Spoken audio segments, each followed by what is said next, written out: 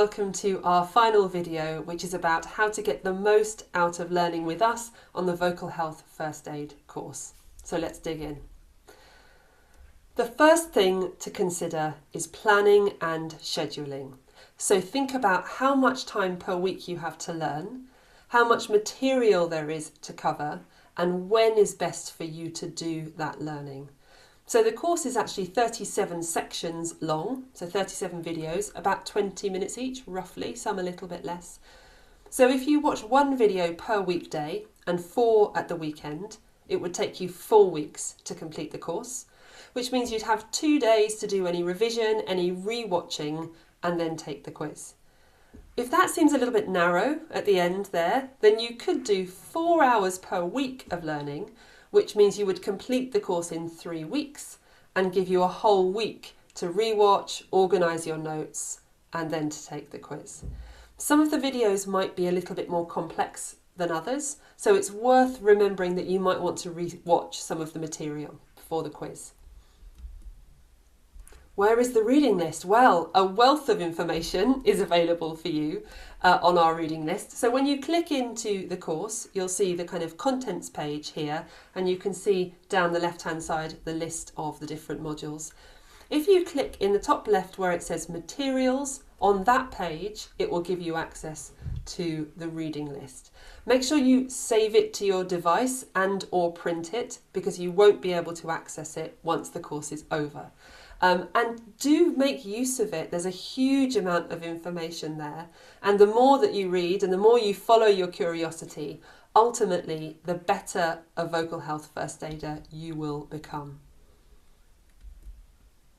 You can access printable versions of our slides in every video lesson. So as you open up the video, you can see here again the little tab that says materials. If you click on that, you can download and save our slides, so you'll have them forever on your device, or you can print them off and use them to make notes on as you go through the course. So there's a lot of ways that you can use them.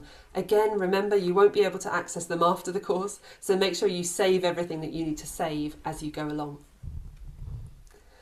You can pause the videos and go back. This is the joy of video learning, so make use of it. Pace yourself and take your time to go back over things that you have missed. Again, you lose access to the videos once the course is over, so make sure that you do any rewatching before you start the quiz. You can use subtitles if you wish by clicking on the little CC button in the bottom right hand corner of each video and select English subtitles.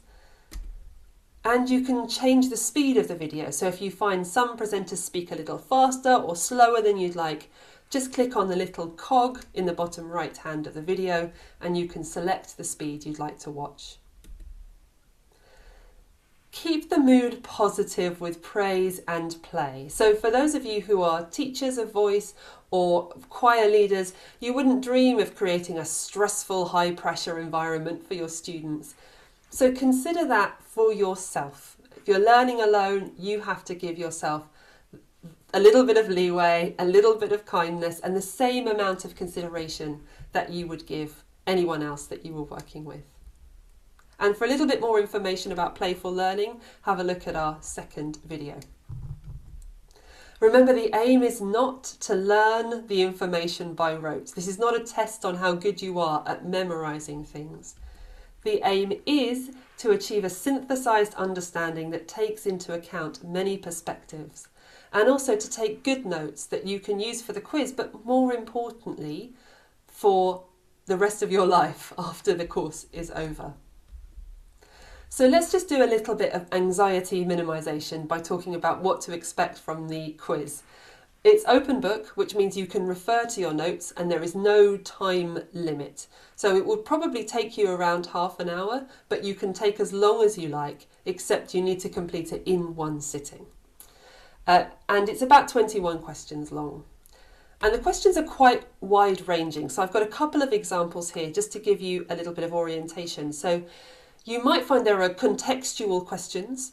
So a question here about knowledge about how human beings respond to fear and how that's going to help you in being a vocal health first aider.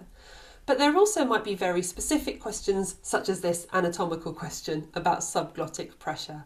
So there's quite a wide range of material, and that's because this is a course that's not about the quiz, it's about you being able to do what you need to do with the information that you have learned.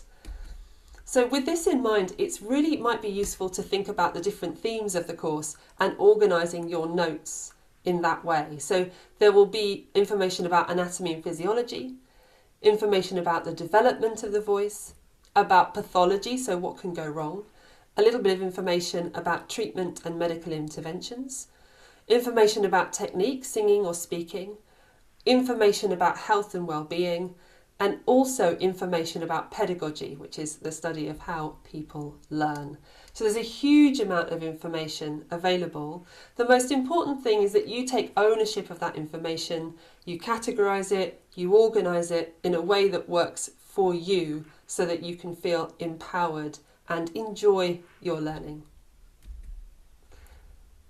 So thank you very much, and I hope that you enjoy the course.